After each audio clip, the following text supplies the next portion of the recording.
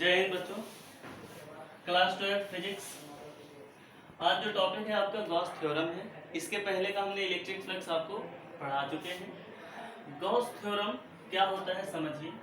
Gauss theorem का जो formula होता है वो होता है Q अपॉन एप्सिलॉन नॉट। तो अगर इसको हम डेफिनेशन में लिखेंगे तो लिखेंगे कि किसी भी इनक्लोज सरफेस, इनक्लोज मतलब किसी भी सरफेस के अंदर, ध्यान रखिएगा किसी भी सरफेस के अंदर की ही बात होगी, इसमें बाहर की कोई भी बात नहीं होगी। तो इसके अंदर जो चार्ज है, जो आवेश है, वो जो है 1 अपॉन एप्सिलॉन गुना होता है इलेक्ट्रिक फ्लक्स के। यही क्या कहलाता है?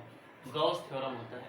मतलब कोई भी चार्ज वो अपने 1 अपॉन एप्सिलॉन गुना होता है किसके? इलेक्ट्रिक फ्लक्स के। वही क्या कहलाता है? Gauss theorem. तो इसको डिराइव करना होता है, डेरिवेशन ऑफ गॉस थ्योरम। इसको समझिए क्या होता है। तो यहाँ पर हम जब शुरू करेंगे तो इलेक्ट्रिक फ्लक्स से शुरू करेंगे। यहाँ पर डेरिवेशन लेंगे,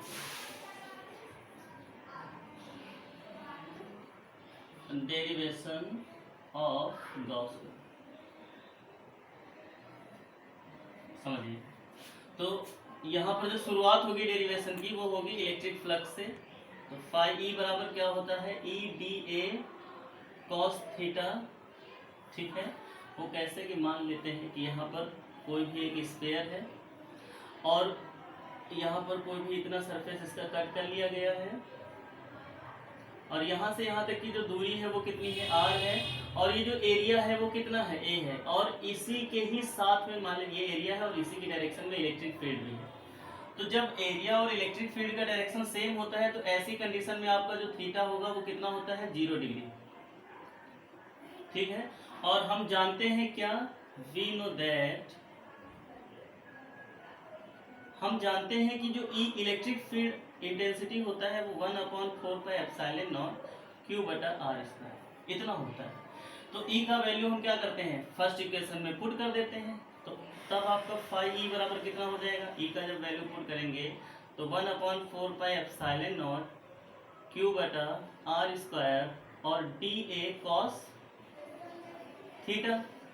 अगर हम थीटा कर दे कितना? 0 डिग्री। कैसे कि हम उसी ही डायरेक्शन में इलेक्ट्रिक फील्ड मान लेते हैं। यहाँ पर बहुत सारी इलेक्ट्रिक फील्ड निकल रही है यहाँ पर ऐसे ऐसे, तो हम एक इलेक्ट्रिक फील्ड पकड़ लेंगे जो एरिया के हिसाब से साथ में होगी, पैरेलल होगी। तो थीटा बराबर कितना हो जाएगा? 0 डिग्री हो जाएगा। तो cos 0 कितना होता है? cos 0 होता है बेटा 1।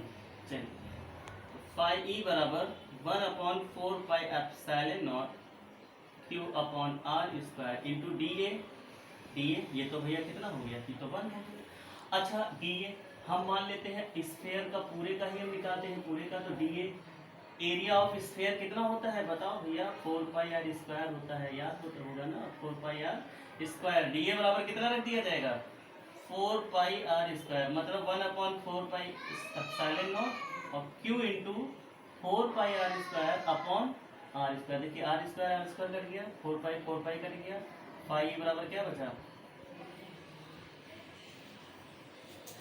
ये आपका डेरिवेशन प्रूफ हो गया जो हमको चाहिए था। भाई गॉस थ्योरम यही तो कहता है Q अपॉन एप्सिलॉन नॉट। यहाँ पर Q अपॉन एप्सिलॉन नॉट तो आ ही गया है। ठीक है, तो ये आपकी गॉस थ्योरम का डेरिवेशन होता है। आपसे 2 या 3 नंबर में एग्जाम में पूछा जाएगा कि गॉस थ्योरम क्या होता है, गॉस की प्रमेय क्या होती है। उसको वो करिए, परिभाषित करिए और उसके बाद उसका एक्सप्लेनेशन मतलब पूरा डेरिवेशन करिए। ठीक है, तो इसको स्क्रीनशॉट ले लीजिएगा या बाद में इसको रिवाइज जरूर करिएगा। उसके बाद इनके अनुप्रयोग आते हैं, एप्लीकेशन आते हैं। और एप्लीकेशन में 2 एप्लीकेशन मोस्ट इंपॉर्टेंट है। पहला, ध्यान रखिएगा, पहला जब आपसे लॉन्ग इनफाइनाइट वायर से इलेक्ट्रिक फील्ड पूछी जाएगी। क्वेश्चन ये रहेगा कि लॉन्ग इनफाइनाइट वायर के किसी भी पॉइंट पर हमको इलेक्ट्रिक फील्ड पता करनी होगी और वो जो लॉन्ग वायर होगी वो कैसी होगी? पॉजिटिव होगी। तो देखिए मान लेते हैं ये आपकी कोई वायर है, ठीक है, और ये कैसी है? पॉजिटिव है, पॉजिटिव है बेटा। और ये वायर कितनी है लंबी? इनफाइनाइट है, इनफाइनाइट। अब इनफाइनाइट के लिए तो हम इलेक्ट्रिक फील्ड निकाल नहीं सकते हैं इतने लंबे के लिए। तो हम क्या करते हैं कि इसको पर यूनिट लेंथ पर निकालते हैं। तो मैं यहाँ पर इसकी डेंसिटी हो जाएगी Q बटा L, Q बटा L। तो बेटा ध्यान रखिएगा, जो लैम्डा है वो लीनियर डेंसिटी है। आपसे न्यूमेरिकल में लीनियर डेंसिटी की बात होगी। और लीनियर डेंसिटी है क्या? पर यूनिट लेंथ का जो चार्ज है वही उसका लीनियर डेंसिटी है। मतलब एकांक लंबाई का जो आवेश है वही उसका रेखीय घनत्व। चलिए बात करते हैं। तो मान लेते हैं कि ये कोई इतना लंबाई रहा होगा जिसकी इतनी लेंथ क्या है, एल है, और ये एल बराबर 1 मीटर मान लेते हैं, ठीक है। और यहाँ से इतनी दूरी पर मान लेते हैं ये कोई एरिया है डी ए, जहां पर हमको इलेक्ट्रिक फील्ड क्या करनी है, पता करनी है। डिस्टेंस कितनी है, आर। ओके, अब देखिए इलेक्ट्रिक फ्लक्स क्या फार्मूला होता है, E dot D A cos theta. और थीटा देखिए ये इसका एरिया है, ये डायरेक्शन, और इसी डायरेक्शन में इलेक्ट्रिक फील्ड। तो थीटा बराबर कितना, 0 डिग्री। थीटा बराबर 0 डिग्री। तो फाई ई बराबर कितना हो जाएगा, E D A cos 0 degree. तो भैया कॉस 0 कितना होता है, 1 होता है। देन आपका ई डी ए, अच्छा ये बेलन बना हुआ है ना सिलिंड्रिकल, तो बताइए एरिया ऑफ सिलेंडर क्या होता है, सरफेस एरिया ऑफ सिलेंडर। याद होगा आपको, हाई स्कूल में पढ़े होंगे 2 पाई आर एल। पढ़े हैं तो ठीक है, नहीं पढ़े तब तो ठीक है, पढ़ना पड़ता है।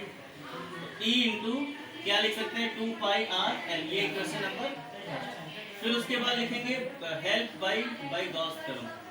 क्या लिख देंगे भैया, बाई गॉस थ्योरम। क्या होता है गॉस थ्योरम, फाई ई बराबर क्यू बटा एप्सिलॉन नॉट।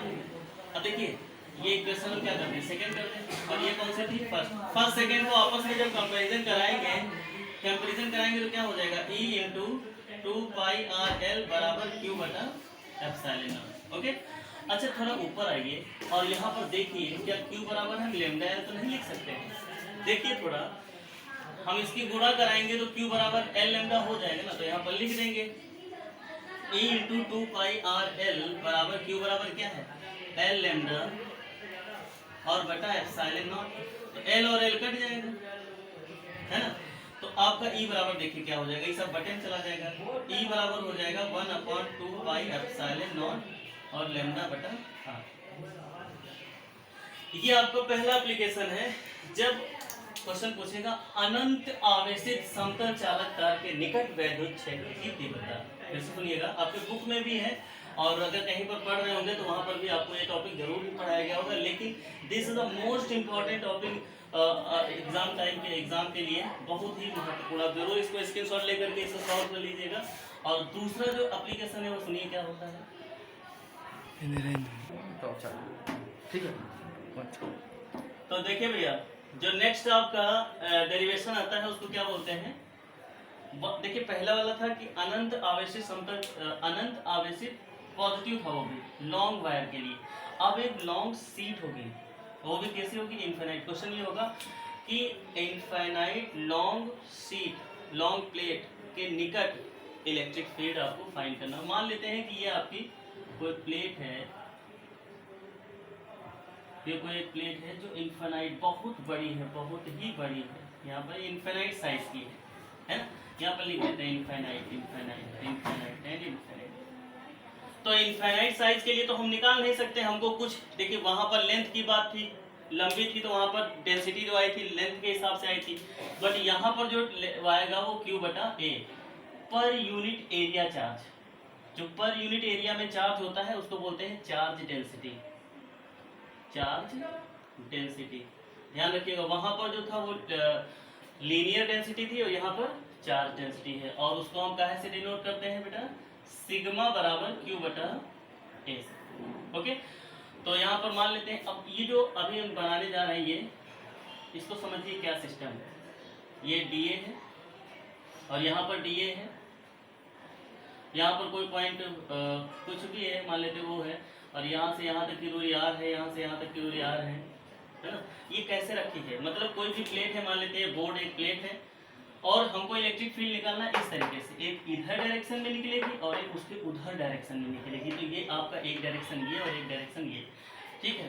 तो अगर हम यहाँ पर इलेक्ट्रिक फील्ड की बात करें, इलेक्ट्रिक फ्लक्स की, तो ई D A cos theta plus E D A cos theta.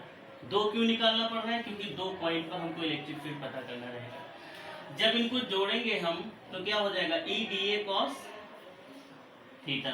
Theta is equal to 0 degree, क्योंकि मान लिया जो एरिया है उसी के ही डायरेक्शन में मान लेते हैं इलेक्ट्रिक फील्ड, ऐसे परपेंडिकुलर है, theta is equal to 0 degree.